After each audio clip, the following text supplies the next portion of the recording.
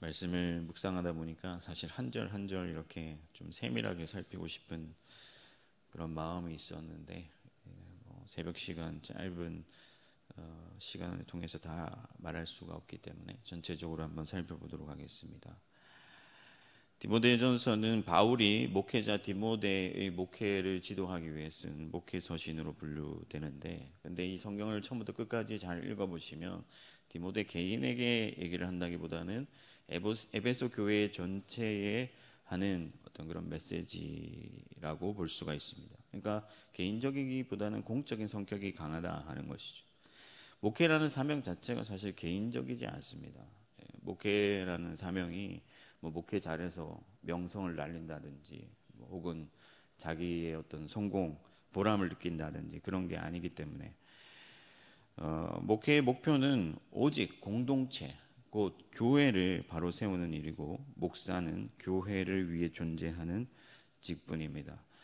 특히 바울은 디모데에게 에베소 교회를 바로 세우라는 그런 특별한 사명을 주어서 에베소에 남겨두었는데, 에베소 교회에 이단들이 들어와서 교회가 굉장히 큰 혼란을 겪은 뒤였기 때문에 바울은 에베소 교회를 온전하게 하기 위해서 디모데를 그곳에 남겨두었습니다.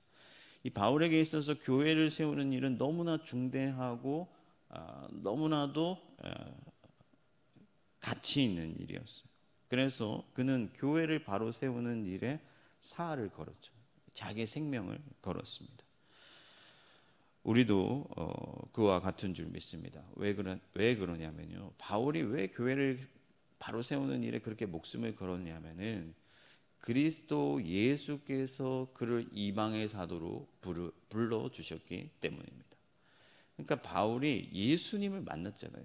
그리고 그 예수께서 내 교회를 세우라는 위대한 명령을 주셨기 때문에 바울이 교회를 세우는 일에 목숨을 걸었고, 우리도 바울만큼은 아니겠지만 각자의 자리에서 교회를 온전케 하라는 그리스도의 사명을 받았고 그리스도의 부름을 받았는 줄 믿습니다. 오늘 본문은 바울이 이토록 위대한 교회를 바로 세우는 그 사명을 수행하는 디모데가 충분히 동기를 부여받을 수 있도록, 그래서 동기를 부여하는 그런 메시지를 담고 있습니다. 그래서 오늘 본문을 살펴보면서 우리도 교회를 온전케 하는 위대한 사명을 받았기 때문에 바울의 이 본문을 살펴보면서 함께 동기를 받고 더욱 힘써 나아가고자 합니다. 그러면 우리가 어떻게 하면 그리스도의 나라를, 교회를 힘써 세워갈 수 있을까? 첫 번째는 주님의 은혜를 헤아려야 된다 하는 거예요. 주님의 은혜를 헤아려야 된다. 12절부터 17절까지는 주 예수 그리스도의 은혜를 높이고 감사하는 바울의 찬송시로 구성되어 있습니다. 이 노래의 내용을 살펴보면 먼저 주님이 바울을 충성되게 여겼다. 그래서 그에게 어떤 직분, 사명을 맡겨주셨다고 고백을 하고 있습니다. 그런데 중요한 것은 그가 그러한 영광, 그러니까 영예를 누릴 만한 사람이 아니었다는 거예요. 비방하는 사람이요, 박해하는 사람이요, 죄인 중에 괴수였다 하는 것이죠. 그런데 모든 사람이 받을 만한 위대한 사랑의 복음으로 인하여서, 그러니까 죄인을 구원하기 위해서 이 땅에 오셨다는, 그리스도 예수께서 이 땅에 오셨다는 위대한 복음의 말씀으로 인하여 자격 없는 바울이 구원을 받았고, 하나님께서 구원해 주셨을 뿐만 아니라 그를 충성되게 여겨서 직분을 주셨다고 고백을 하고 있습니다. 주 예수께서 오래 참으심으로, 그러니까 바울 같은 사람도 참으심으로 구원하신다는 모범을 보이기 위해서 바울을 불러주셨다라고 고백하고 있습니다. 그래서 바울의 죄가 큰 만큼 은혜도 풍성이 넘쳤다는 것이죠. 그래서 바울이 자기의 긍휼을 베풀어 주셨다, 자비를 베풀어 주셨다 하는 그 주님의 은혜를 강조하고 있음을 우리가 알 수가 있습니다. 바울은 철저히 주님의 은혜가 얼마나 크고 깊은지를 헤아리고 있었던 것이죠. 우리가 교회를 세우고 복음을 전파하는 위대한 사명을 잘 감당하기 위해서는 무엇보다 하나님의 은혜를 알아야 돼요. 우리 선교사님들이 오지로 가고 목숨을 걸고 할 수 있는 이유가 무엇입니까? 우리 주 예수 그리스도의 은혜가 크기 때문인 줄 믿습니다. 우리는 정말 아무것도 아닌데 사랑받을 만한 자도 아니고 주님께서 뽑아 세울 만한 사람도 아닌데 주님이 나를 사랑하시고 불러주시고 믿어주셨다는 그 은혜가 너무나도 크기 때문에 우리는 주님께 충성할 수밖에 없는 것입니다. 우리의 죄가 너무나도 커서 우리를 구원하기 위해서는 위대하고 큰 은혜가 필요한데 그리스도 예수께서 자기 피로써 그 모든 조건을 충족시키시고 우리를 온전케 하시고 우리를 하나님의 나라의 일꾼으로 삼으셨다 하는 사실입니다. 우리가 묵은 때를 벗겨내려면 강력한 세제가 있어야 하는 것처럼 우리의 죄를 씻어내려면 너무나도 큰 은혜가 필요했기 때문에 그리스도 예수께서 자기 생명을 우리에게 주신 것이죠. 그래서 바울은 누구보다도 치열한 삶을 살았습니다. 우리가 하나님의 은혜로 한다고 하니까 어떻게 보면 좀 느긋하게 생각할 수도 있지만 사실은 정반대죠. 왜 그렇습니까? 주님이 하찮은 우리에게 너무나도 위대한 사명과 영광을 주셨기 때문에 치열하게 살 수밖에 없는 것이죠. 감히 나 같은 사람을 믿어주셨기 때문에 나 같은 사람을 불러주셨기 때문에 우리가 편히 앉아 쉴 수 없고 오직 그리스도 예수를 위하여 충성되게 나아가야 되는 줄 믿습니다. 예전에 제가 대구에서 사역할 때요, 제가 서울시민교회랑 그 인연이 많은 것 같아요. 제가 가르치던 청년이 대구에서 청년들이 서울의 대학을 합격해가지고 서울로 갔어요.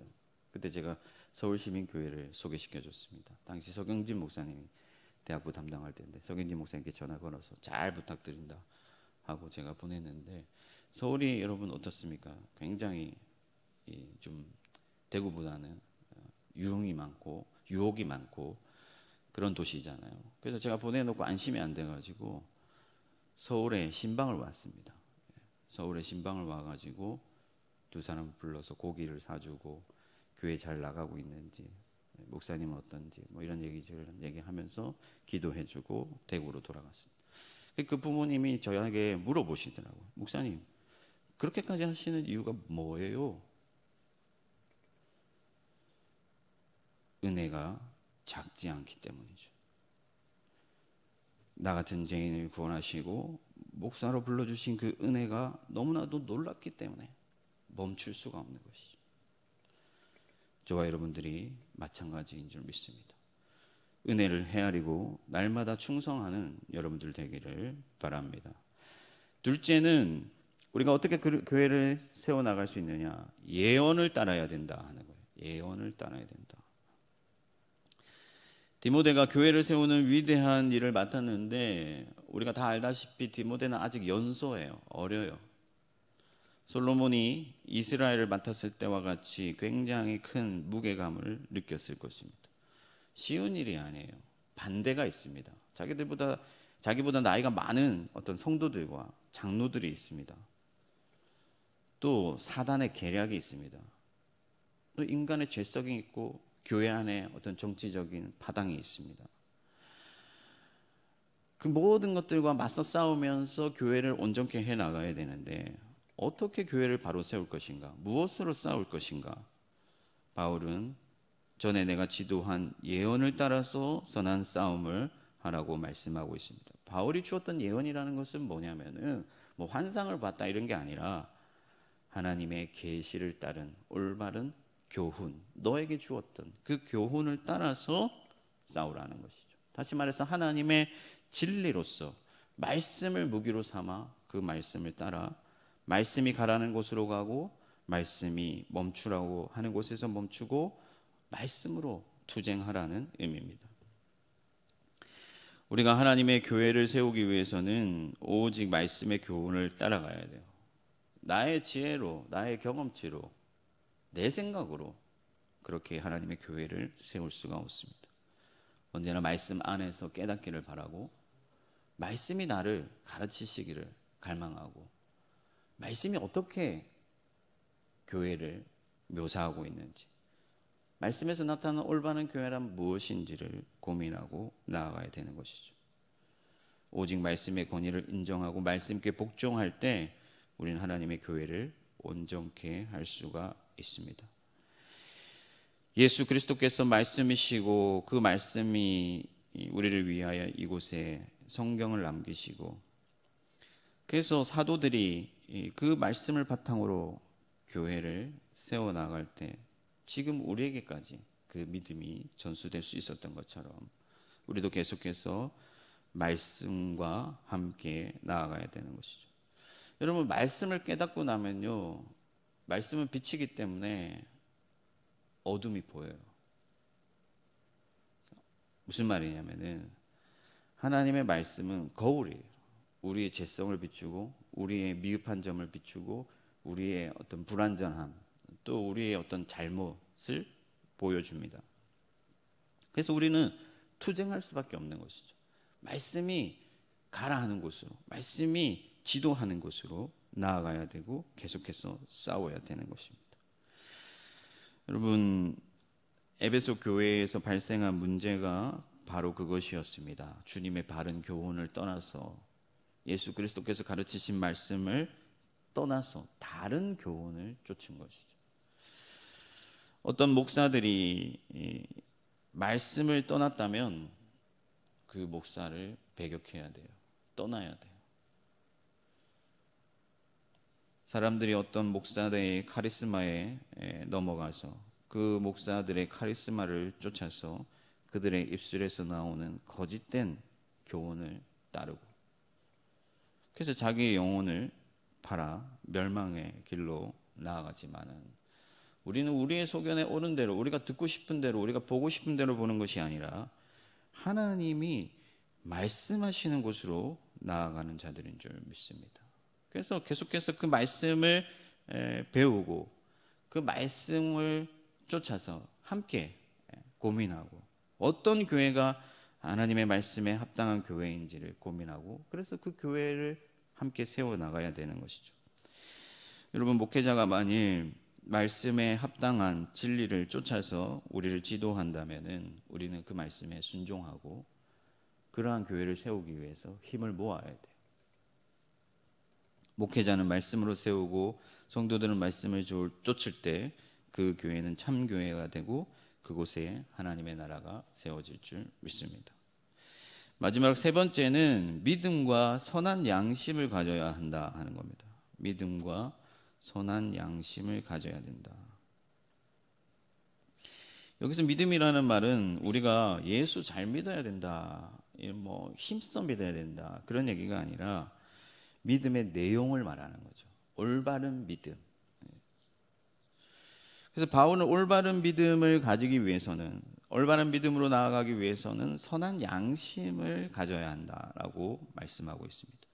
여기서 양심이라는 것은요, 일반적인 어떤 선, 그러니까 착한 마음, 뭐 그런 거를 얘기하는데, 우리 한국이 특히 유명하잖아요. 카페나 식당에 뭐 이럴 때 자리 맡아둘 때 노트북이나 휴대폰 귀중한 걸 올려두죠. 근데 가져가는 사람이 없습니다. 그것을 가져가서는 안 된다는 대한민국의 양심이 있는 것이죠. 일반적으로 어떤 도덕. 그러면 믿음의 선한 양심이란 무엇인가? 우리 안에, 그러니까 교회 안에 내주하시는 그 성령, 성령께서 우리 안에서 우리를 지도하시는 일반적인 선, 그것이 바로 선한 양심이라고 할 수가 있습니다. 그래서 성령께서 우리 안에서 올바른 믿음이 무엇인지를 알게 하시는 것이죠. 그런데 어떤 이들은 이 양심을 버렸고 그 믿음의 가나에는 파선하였다. 그러니까 성령을 쫓지 않았기 때문에 그 올바른 믿음으로부터 떨어졌다. 그래서 그를 사탄에 넘겨주었다고 하는데, 사탄에 넘겨주었다는 것은 이제 출교한 것이죠. 교회의 어떤 치리를 통해서 이 사람에게는 구원이 없다고 출교시켜버린 거예요. 뒤에 가서 살펴보겠지만 그들은 육체의 부활을 부인한 자들인데, 이 육체는 악하고 영은 선하다는 어떤 이원론적인 사고, 영지주의적인 이단들이었던 것 같습니다. 여러분들, 그리스도를 따라 자기를 부인하고 육체를 쳐서 복종시키는 일이 쉽지 않기 때문에 선한 양심을 버리고 올바른 믿음으로부터 파선해 버린 것이죠. 그러나 우리가 하나님의 구원받는 올바른 믿음 안에 거하기 위해서는 우리 안에 내주하시는 성령의 선한 양심을 따라야 돼요. 성령을 거역하는 자는 구원을 받지 못한다고 예수님께서 분명하게 말씀하셨습니다. 예를 들어서 어떤 목사가 교회의 돈을 횡령했다. 실제로 그런 일들이 많죠. 저도 뉴스에서 종종 보았습니다. 그런데 뭐 특정 교회를 지목하긴 그렇지만 그 교회가 그래도 우리 목사님 때문에 우리 자식들이 좋은 대학 가고 내가 이만큼 복을 받고 살았다 하면서 그 목사가 돈을 횡령했음에도 불구하고, 헌금을 횡령했음에도 불구하고 그대로 단임 목사직을 유지시켜 주려고 했단 말이에요. 이것이 과연 성령의 선한 양심을 따르고 있는 일인가? 일반적으로 우리 교회가, 공동의 교회가 성령께서 주시는 양심이 있는데, 모두가 인정할 만한 그런 양심이 있는데, 그런 양심을 버리고 어떻게 올바른 믿음을 유지할 수가 있겠습니까? 그 끝은 멸망뿐인 것이죠. 그러므로 우리는 늘 선한 양심에 귀를 기울여야 돼요. 그러니까 먼저는 하나님의 말씀으로 우리의 삶과 우리 교회와 우리 공동체를 비추고, 그래서 그것을 시정하기 위해서 늘 힘써야 되고, 그리고 선한 양심을 쫓아서 하나님의 말씀을 분별하고 그 말씀을 따라가야 한다는 것입니다. 우리 안에는 항상 두 마음이 있습니다. 나의 본성, 나의 죄된 마음, 나의 성정, 나의 어떤 욕망, 그런 것들이 있어요. 그러나 우리 안에는 성령이 계시기 때문에 성령께서는 우리의 선한 양심으로 작용하시면서 우리가 무엇이 옳은지를 깨닫게 하시고 어떻게 하나님의 말씀을 지켜야 할지를 알게 하시는 것이죠. 그러므로 여러분, 새벽에 이런 기도하는 시간이 너무 중요해요. 세밀히 듣고 세밀히 분별해야 됩니다. 성령께서 우리에게 섬세하게 말씀해 주시니까. 그런데 그냥 분주한 삶 속에서 그냥 살다가는 그 목소리를 분별해내기가 어려운 것이죠. 하나님 나라를 세워가고 하나님이 기뻐하시는 교회를 세우려 할 때 나의 성정으로, 나의 장깨로 하려 하지 말고 오직 성령께 잠잠히 귀를 기울이며 그가 우리를 지도하시는 대로 우리 자신을 복종시켜서 그에게 굴복하면 하나님께서 우리를 온전케 하시고 충만하게 하여 주실 줄 믿습니다. 말씀을 정리하겠습니다. 여러분, 서울시민교회 46주년을 맞았습니다. 전 세계, 전 시대에 흩어진 교회들을 생각하면 우리 교회는 그렇게 큰 교회가 아닐 수 있습니다. 세상이 주목할 만한 그런 교회도 아닐 수가 있습니다. 그러나 한 영혼이 천하보다 귀한 것처럼 그리스도께서 피 흘려 세운 교회의 무게는 어떤 작은 교회라도 결코 가볍지가 않습니다. 너무나도 존귀한 교회입니다. 우리 서울시민교회는 그리스도의 피로 세워진 위대한 교회입니다. 그러므로 우리가 이 교회를 온전케 하기 위하여서 부름을 받았다는 사실은 너무나도 큰 은혜예요. 그 은혜를 기억하면서 하나님께 충성해야 되는 것이죠. 그러기 위해서는 우리가 무엇보다도 그 은혜를 헤아려야 돼요. 이 새벽에 깊이 묵상하면서 주님이 내게 주신 은혜를 헤아려 보시길 바랍니다. 그리고 주님의 말씀을 따라 선한 싸움을 하시기 바랍니다. 마지막으로 세밀히 말씀하시는 주님의 선하신 성령의 지도를 따르십시오.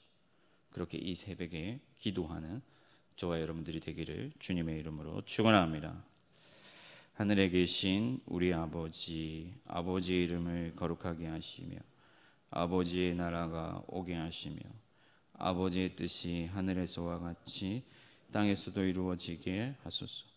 오늘 우리에게 일용할 양식을 주시고 우리가 우리에게 잘못한 사람을 용서하여 준 것 같이 우리 죄를 용서하여 주시고 우리를 시험에 빠지지 않게 하시고 악에서 구하소서.